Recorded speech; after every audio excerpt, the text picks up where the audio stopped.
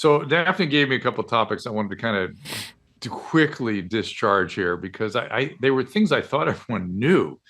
One applies to chiropractic adjustments. There was a story that came out that they twisted somebody and it tore an artery, a spinal artery.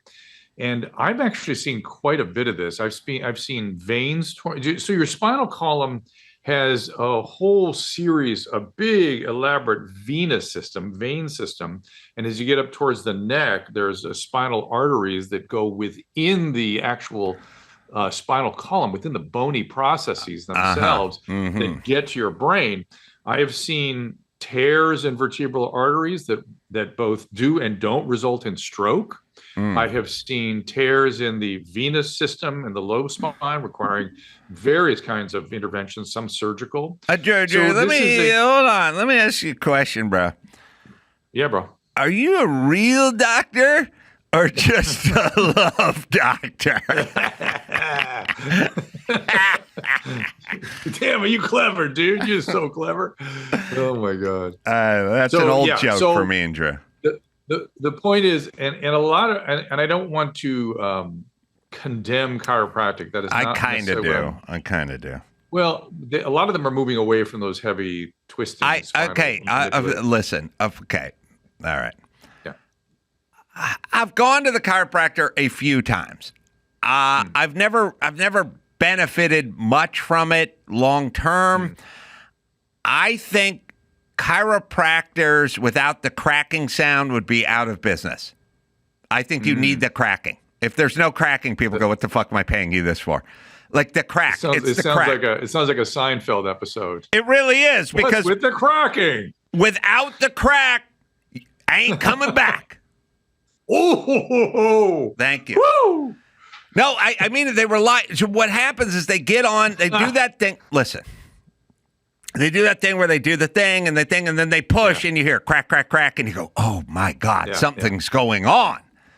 You know what I mean? It's like when they do. If you ever get one of those, it's like a electronic bug zapper. You put it out on the porch, and you sit there, and the first thing's like, "Jesus Christ, $49 for this," and all of a sudden you hear, zzz, and you go, "Oh yeah, paying dividends." Woo! We gotta get another one of these bad boys. I would like to invent. You know what I'm going to do? I'm going to invent a zapping back machine. No, I'm going to invent a bug zapper it's just a blue light. It does nothing, but it makes a sound every 14 seconds. We're going and we vary the sound. And once in a while we do a long one. We go, "Ooh, that was a big one." Right? And then we just sit on our porch being eaten by mosquitoes, totally satisfied. You know what I mean? Oh my God. Drinking an Arnold Palmer. This thing, I'll make it in China. It'll cost $1.50 a piece to produce. I'll sell them here for $49 on Amazon, and all I'll do is vary the sound pattern just a little bit. You know, first 9 seconds, then 21 seconds, then 8 seconds. And I'll make I'll tell my Chinese conglomerate, I just need 4 different sounds and different things, and some got to be a little longer. You know what I mean? So I can go, "Oh man, that was a crane fly." Woo! So. Minus the back cracking, they got nothing. I've told everyone, here's what I tell everyone. I don't think there's anything a chiropractor's ever done for me that a good massage wouldn't do. I would much rather, if someone goes, "Look, you're going to go to the chiropractor for 45, 50 minutes, or you want to get a Thai massage for 45 minutes?" I go, "Get the Thai massage. Just give me $85. Go, you'll be better with that. Hot bath. Whatever." And by the way, negative thoughts, get your fucking head straight. I've just never had it, but I've had a lot of people go, "You got to go to the chiropractor. You got to go to the chiropractor." I will reckon one day, Drew, when we'll look back on chiropractic stuff like we look back on other medical, procedures. It's not going to be leeches and bloodletting, but at some point, someone's going to go, "Totally unnecessary. If you got a real issue, you got to go to whatever, but nothing a good massage, a hot shower, and a blowjob can't cure." Thank you.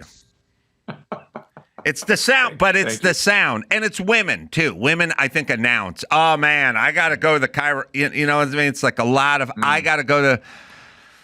I've never I've gone periodically throughout my life on occasion, and it's never made anything any better. Okay, go ahead. They have held some unpopular positions in terms of supplements and sort of assailing certain pharmaceuticals. Yeah, because they're the hippie. Right. They're the hippies of the group. But they've ended up being right. Oh, they were. So again, they don't study disease. We only study disease. I think somewhere there needs to be a sort of a thing where we as physicians study health and disease. Anyway, but is it better to go to an osteopath? Osteopaths really get medical training. That's true. But let me just what's the difference between an osteopath and a chiropractor? Osteopath has a medical school and a residency. Chiropractor has a 4-year training program, and that's that. There's maybe some residency involved occasionally. I get a good Thai massage, man. Just get a good Thai massage. You're not taking care of sick people. And if you've never seen sick people, how do you know what a sick illness is? The sick people is a thing. You have to kind of sense it. But anyway, but I want to quickly highlight the case of the superstitious pigeon. I've explained it before. I'll do it one more time. Skinner, B.F. Skinner, was that his name? A Harvard behavior psychologist in the 50s, decided that everything was classical conditioning, and he had this thing called the Skinner box, where amongst other things, he had birds and pigeons in there, and he would reinforce the pigeons with food and teach them to do these very elaborate things.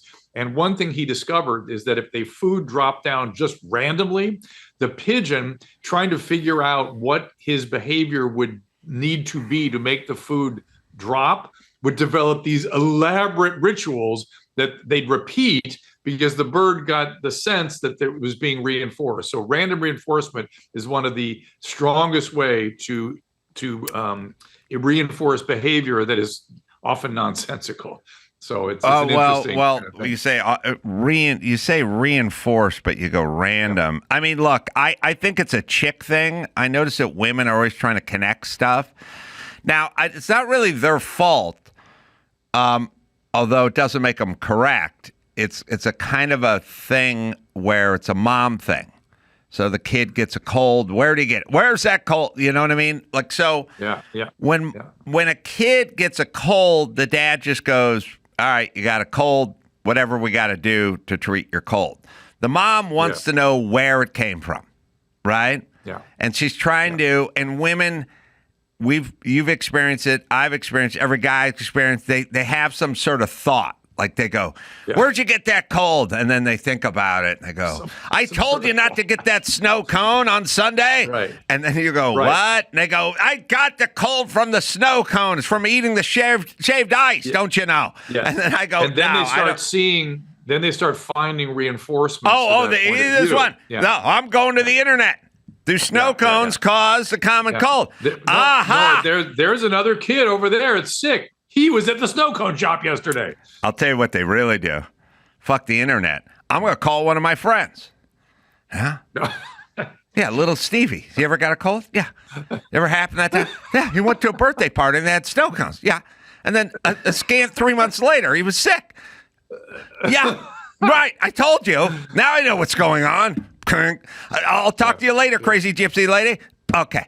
It's not. That's not exactly the. It's pretty close. It's pretty close. I know, but it's close. Yeah. Okay, so now we're going to try to connect everything to everything, and if you try to do the causational thing, then you're going to screw yourself up a lot. Oh yeah, a lot, and that's why we have random control crossover studies.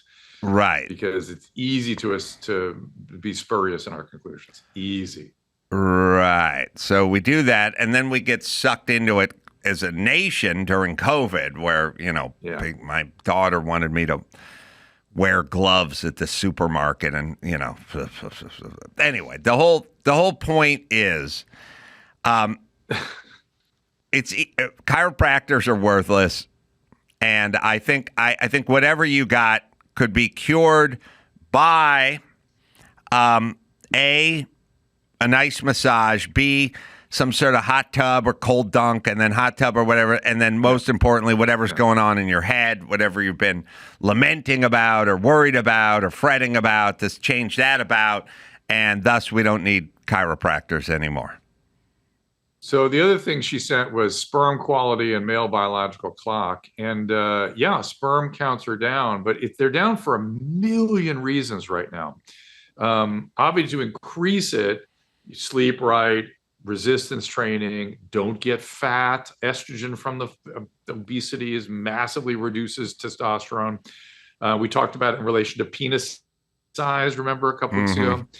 But also it affects sperm and nutrition, obviously, and real foods, not fats, all that kind of stuff. But so in good health, maintain sperm. But there's there's so many other reasons now. There's plastics, and these some of the chemicals coming off are estrogenic, and there is the fact that we have vilified particularly young white males and sort of we've depressed them when depression and how we sit relative to others in the hierarchy determines our testosterone levels.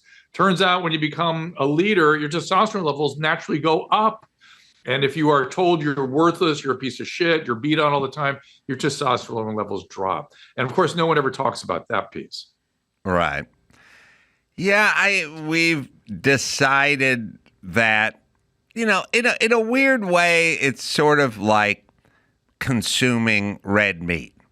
And we've basically had 50 years of telling people, maybe mostly men, you don't need that, you don't want that. Come on. Now, that's not good. That's not good for you. Have some tofu, And that's my mom. I don't think my mom ever cooked red meat my entire life. Now, it would have been better for me. No, but she was making lentil stew, Drew. Lentil stew, don't you know? With the wonderful bay leaf in it. Yeah. Lentil stew, with minus any meat or protein in it, it was gruel, essentially. But the whole point is my mom would have said, have a huge pot of spaghetti, but don't eat a steak. That's not good for you. Right. It's murder. It's meat. Right. You see, here's the science behind how they work. Meat is murder because it's alliteration. And that's how science works. If it starts with the same letter and they can make it rhyme, if the glove doesn't fit, you must acquit. So that's how you know OJ's innocent, because the guy made a rhyme. You know what I mean? You're so stuck in science, Drew. You don't understand the rhyming or alliteration science. Meat is no crack, murder. Don't come back. That's right.